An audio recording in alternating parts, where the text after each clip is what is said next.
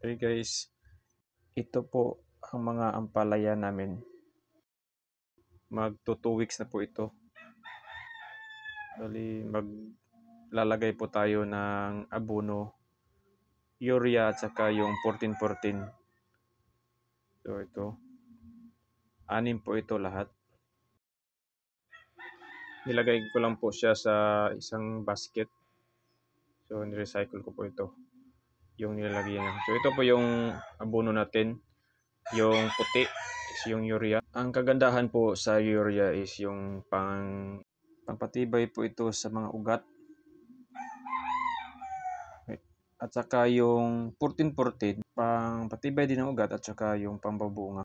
Nagdi-deform na po yung urea. Nagmukhang bato na po siya.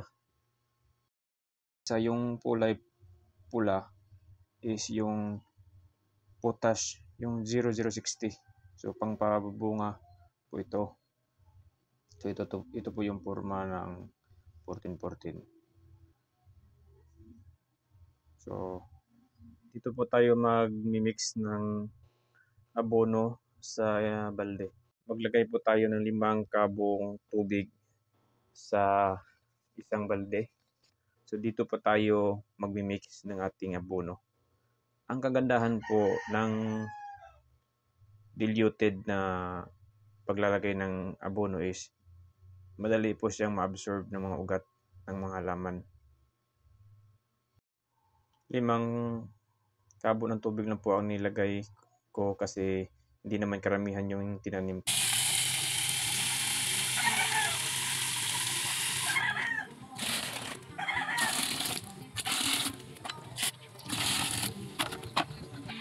Ito na po yung 6 na kabo ng tubig. So maglalagay po tayo ng 5 kutsarang urea. Tapos 5 kutsara din ng 14-14. So i-mix po natin siya sa isang balde. So sa pag-mix po is tatagal po siya ng mga more or less 1 minute para ma-dissolve yung mga abono.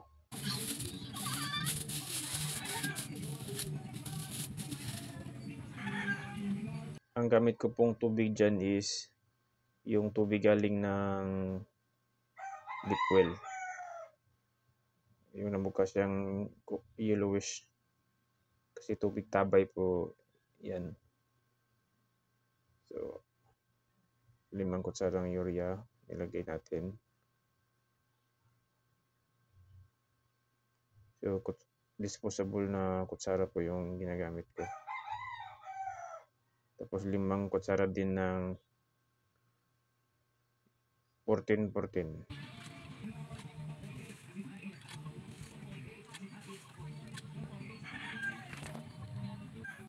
So i-mix natin until ma-dissolve po yung mga abono. So sa pag-mix po is mga almost 1 minute more or less. So ma-dissolve na po yan.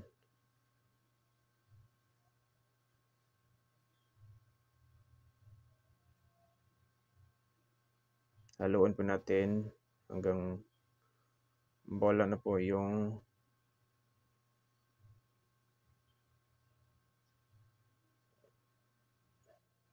abono niya.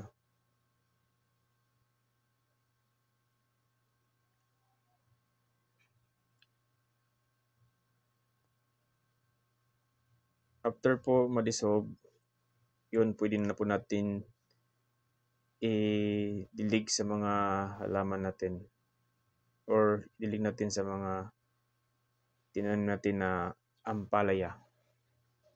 So ito na po yung forma niya at kulay. So sa pagdidilig is direct po siya. Lagay po natin siya sa ugat. Ito, lagyan natin.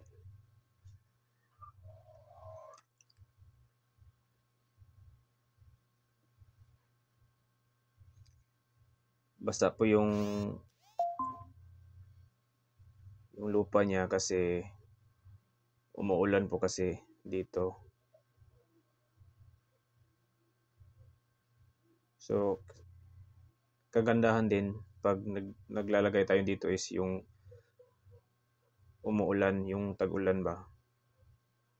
Para basa po yung lupa at saka hindi gaanong mainit.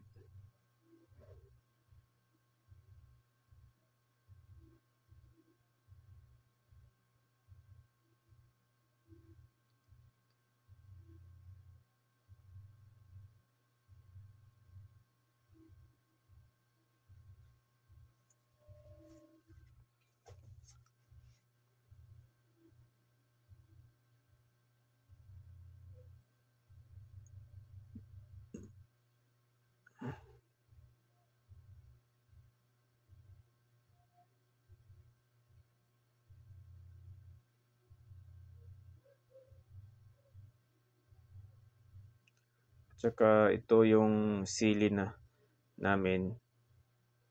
Sobra naman yung nilagay ko. Dinilig ko na rin ito sa mga tinanim ko na mga sili.